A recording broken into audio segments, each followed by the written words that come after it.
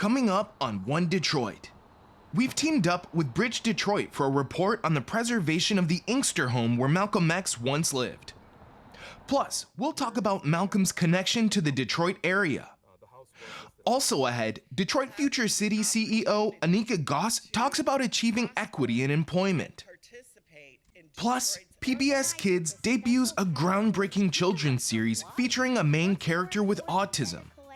Also coming up, we'll see how a local nonprofit uses creative arts therapy to bring out the talents of individuals with special needs. And we'll check out what's happening around town this weekend and beyond. It's all coming up next on One Detroit. From Delta Faucets to Behr Paint, Masco Corporation is proud to deliver products that enhance the way consumers all over the world experience and enjoy their living spaces.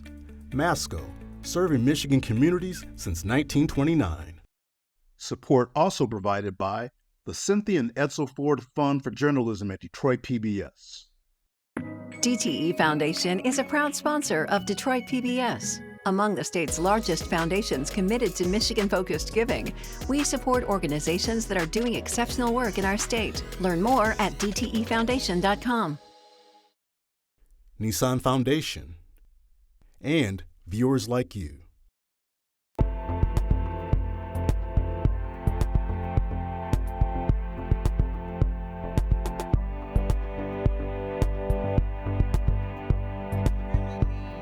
Just ahead on One Detroit. A future of work interview about efforts to ensure all Detroiters have equitable access to quality jobs in the state. Plus, PBS Kids launches an animated series about a raccoon who's on the autism spectrum. Also, we'll tell you about an organization that helps people with disabilities discover their creative talents. And we'll run down some of the events taking place this weekend and beyond in Metro Detroit. But first up, we've partnered with BridgeDetroit for a story about the Malcolm X Inkster Home Historical Preservation Project. The nonprofit organization, Project We Hope, Dream, and Believe, is leading the restoration of the home where the Nation of Islam minister and civil rights activist lived with his brother Wilfred. BridgeDetroit's Micah Walker toured the house, which is slated to open as a museum next year. Here's her report.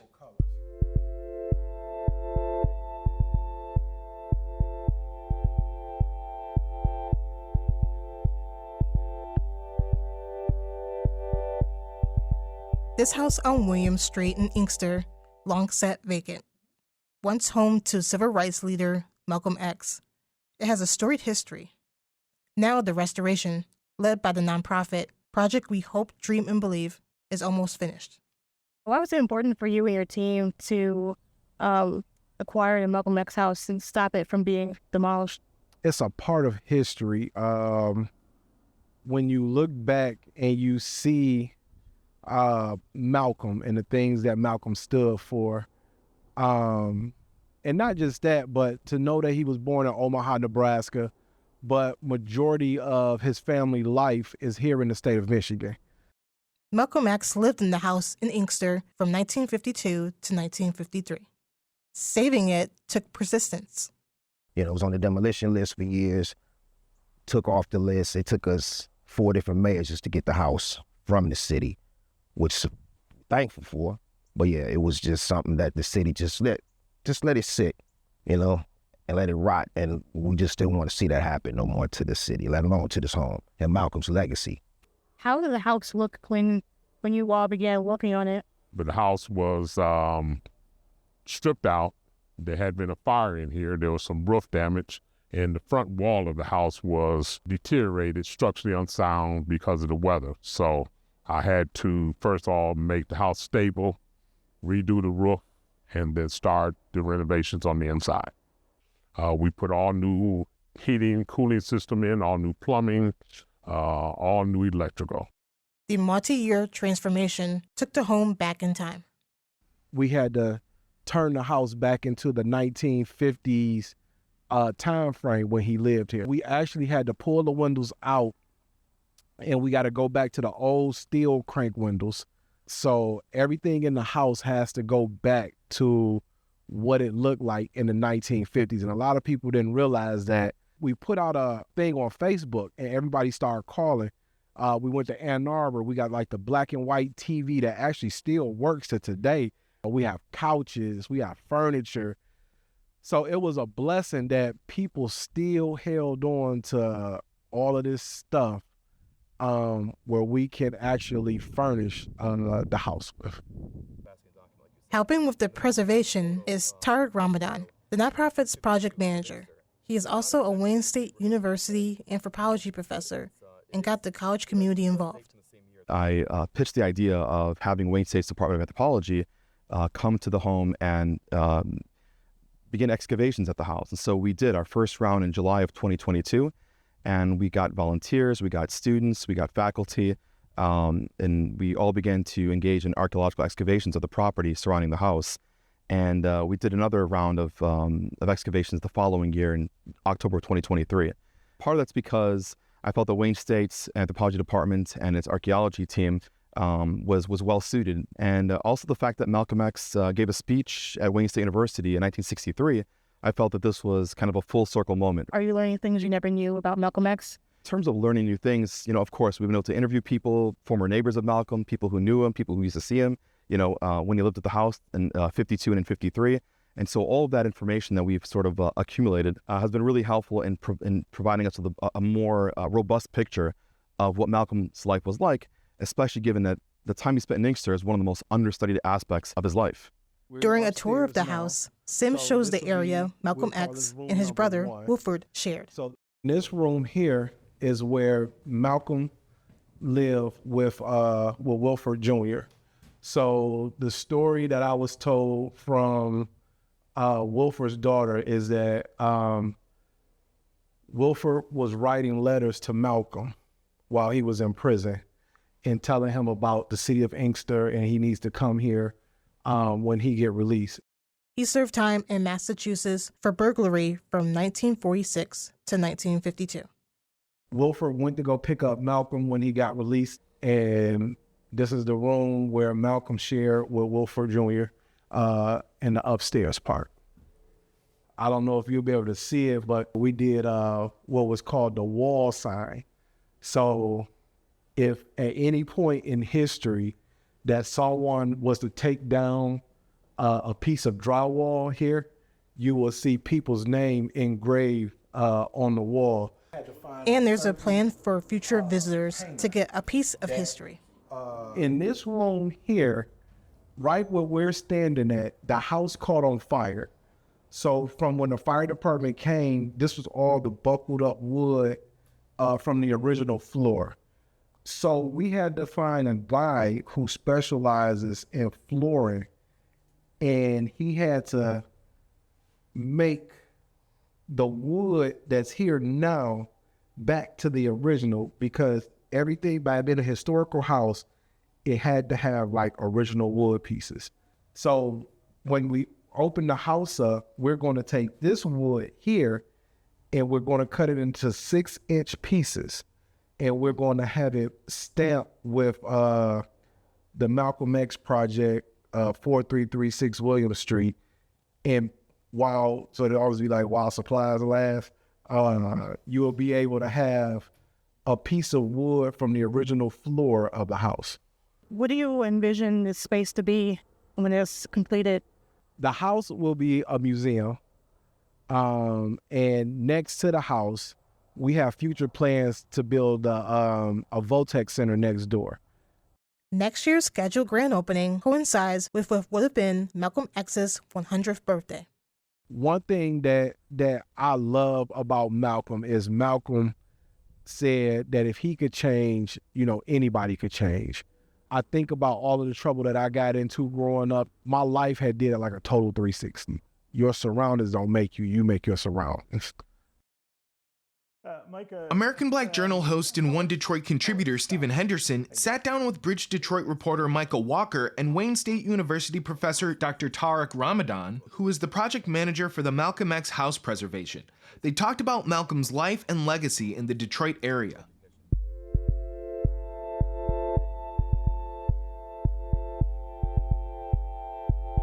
Let's start with the idea of this house in Inkster. Tell me why this is an important part of understanding who Malcolm was and understanding the work that he did over his lifetime? Malcolm's residence in Inkster in 1952 and 1953 represent really one of the most understudied parts of his life. And it's incredibly significant. It's a pivotal sort of moment in his life, although it was a very sort of short run. It's in Inkster that Malcolm essentially acquires formally the X to his name. It is also where Malcolm joins the Nation of Islam officially when he's residing with his brother Wilfred Little, who owned the house in Inkster at 4336 William Street. And it's also where Malcolm begins his professional career with the Nation of Islam as an assistant minister. So those are obviously incredibly important sort of milestones in his own personal and professional life. And I think that's why the house in Inkster is, I think, of such profound significance when trying to examine, Malcolm's life in its totality. Yeah. And so what kinds of things did he do while he was here in Detroit? The kinds of outreach and the kinds of people he might have touched when he was here that again help us understand his work. Well, during the early part, after his arrival, Malcolm was actually quite ill. And it was actually a quite turbulent time in his life, trying to gain his footing. He had just been released from prison after several years and in Massachusetts. And so he was really trying to establish himself, trying to essentially,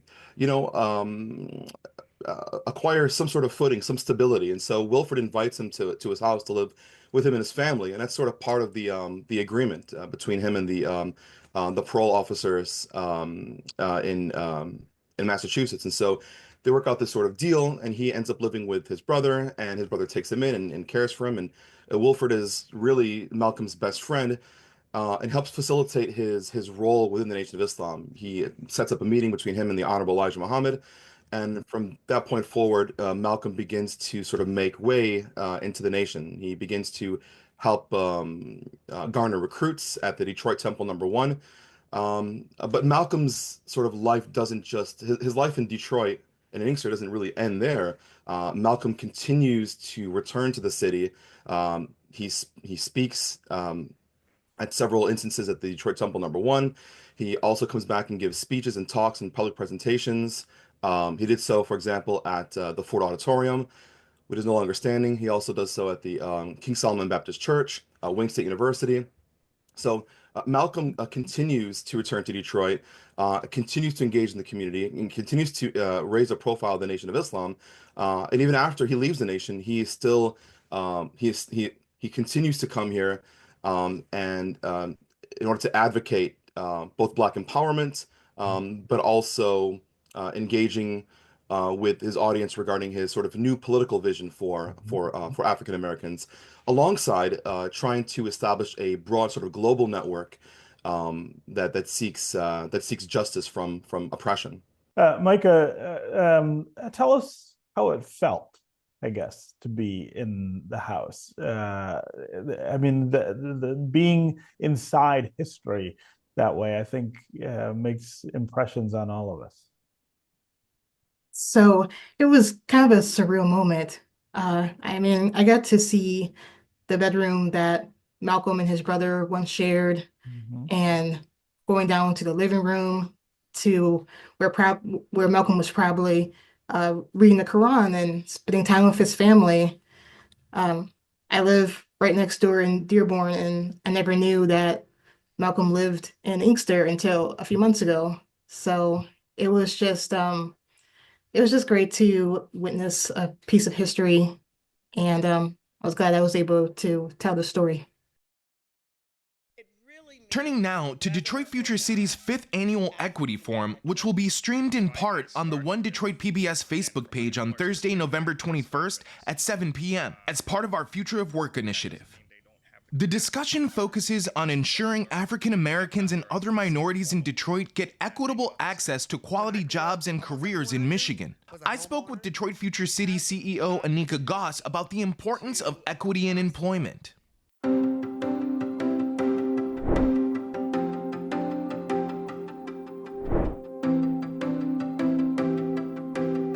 For us at Detroit Future City, we are most concerned as to how inclusive the future of work actually is, in particular for Black and Brown Detroiters. Most so because they are the furthest behind in education attainment as well as workforce achievement. Right. So we want to make sure that as Detroit and the region continues to grow and change, that everyone is included in that. If we get this right, how is that going to benefit the future for Detroit? Well, I mean, you can only imagine, right? So 78% of Detroiters are of African descent or African American. Mm-hmm. And then another 12% are either Latino or foreign born. Mm-hmm. So imagine if we can close those equity gaps for that many Detroiters, right? That's a lot. That means that more than half of Detroiters will be able to enter the new workforce, the new industry, at a whole different economic level. That could potentially change the economics for Detroit and the region. There is someone in a C-suite somewhere, if there is someone starting a new business, how do they get involved? Where do people go? What kind of things can people do to be proactive in this? So I feel like the answers are already there. I do feel like companies, institutions, systems have to really, the narrative that has to change is that Detroit, we can still change these industries, advance these industries with the current population. If we change the narrative that we can only populate new industries and growth industries with people who are imported from outside of Detroit, right, to how do we make sure that our labor force are Detroiters right now? That's a whole different way of thinking about what our labor force will look like in the future. PBS Kids has launched a groundbreaking animated series that features a main character who's on the autism spectrum. The show is called Carl the Collector, and it follows the antics of a warm-hearted raccoon with autism who loves collecting things. The show is designed for children ages 4 through 8, and the stories celebrate the different ways kids think and express themselves. You can see Carl the Collector on the PBS Kids channel at 11 a.m. every day, including weekends, or on the Detroit PBS main channel on weekdays at 8:30 a.m. There is a Metro Detroit organization that helps individuals with disabilities discover their creative abilities. FAR Therapeutic Arts and Recreation is a nonprofit that promotes inclusivity and transforms lives through art, music, and dance. One Detroit contributor, Deja Moss, has the story on how the organization helps children and adults with special needs.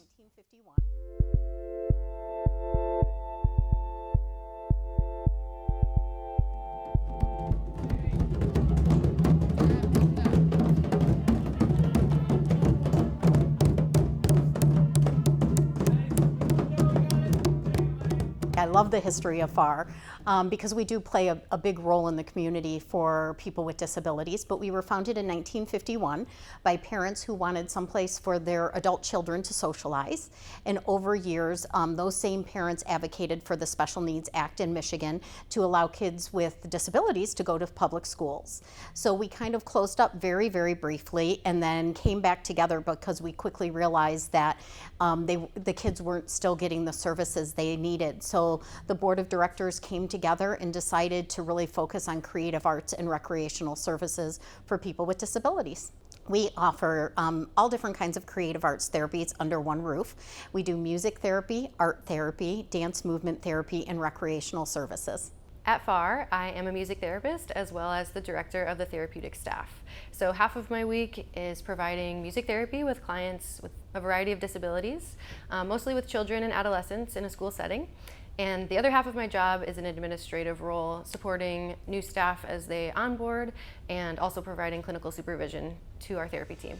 Music therapy looks like a lot of fun. We might be engaged in playing instruments and making up our own songs and working on just our own emotional and self-expression. When you're engaging in music making all day with your clients, there's a vulnerability in that, and I've really come to appreciate my clients who show up and they're so authentic and they inspire me to just come as who I am that day and to embrace who I am as a person.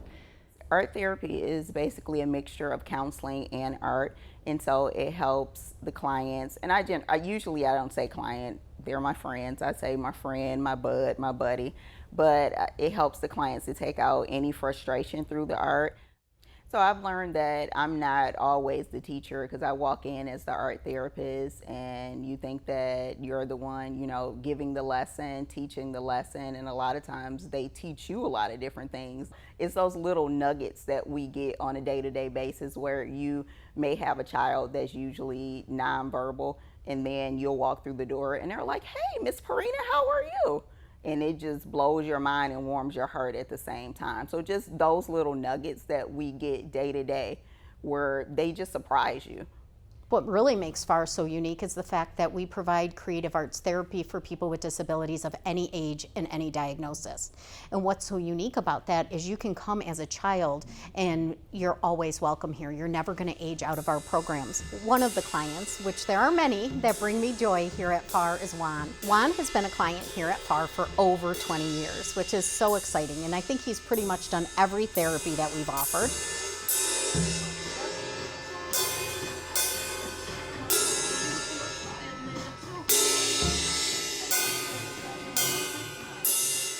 We seek out therapists who are passionate and people who really care about their jobs and they really care about people and making a difference in someone's life. I think FAR is a really incredible place for clinical staff to develop our skills and sharpen each other as clinicians, because we have a really strong team. My coworkers all come from different backgrounds and different work experiences, and we can teach each other so much about how to be the best therapists that we can be. It's wonderful being with an organization with like-minded people that share the same vision for working with children as well as adults that I have, and we understand what we're dealing with on a day-to-day basis, and we can actually communicate with each other when we're having issues ourselves as well. We really, a few years ago, decided that we really wanted to be more of a community center for families with people with disabilities.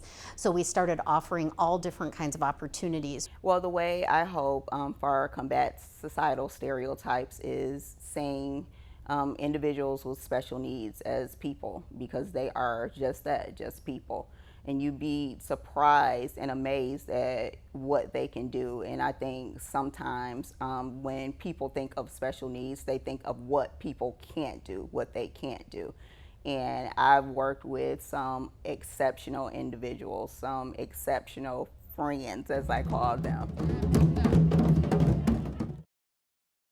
There are a variety of activities taking place this weekend and beyond in Metro Detroit.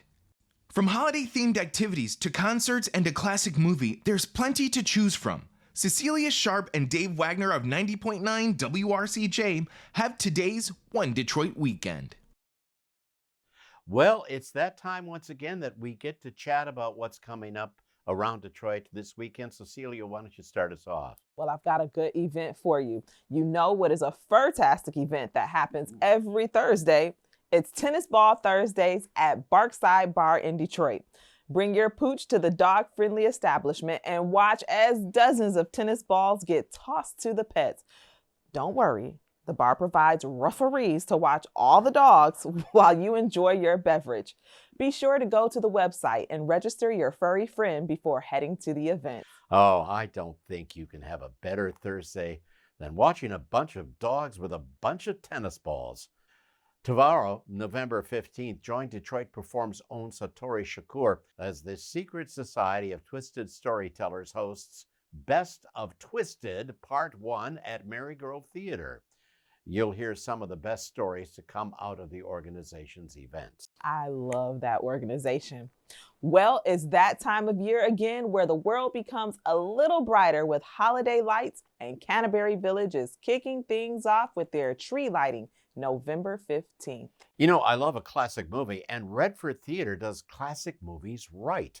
Like tomorrow, the theater is showing a Marx Brothers double feature with Duck Soup and A Night at the Opera. I encourage people to head to the theater for any of their movies. It's like going back in time. How cool. And tomorrow through November 17th, Under the Street Lamp is at Orchestra Hall. That's right, the same Under the Street Lamp you've seen right here on PBS. And you know, there's even more than these events happening this weekend and beyond. So here are a few more to consider. Have a wonderful weekend, everyone.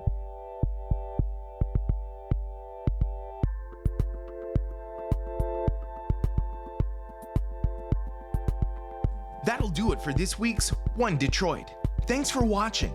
Head to the One Detroit website for all the stories we're working on. Follow us on social media and sign up for our weekly newsletter. From Delta Faucets to Behr Paint, Masco Corporation is proud to deliver products that enhance the way consumers all over the world experience and enjoy their living spaces. Masco, serving Michigan communities since 1929. Support also provided by the Cynthia and Edsel Ford Fund for Journalism at Detroit PBS. DTE Foundation is a proud sponsor of Detroit PBS. Among the state's largest foundations committed to Michigan-focused giving, we support organizations that are doing exceptional work in our state. Learn more at dtefoundation.com. Nissan Foundation, and viewers like you.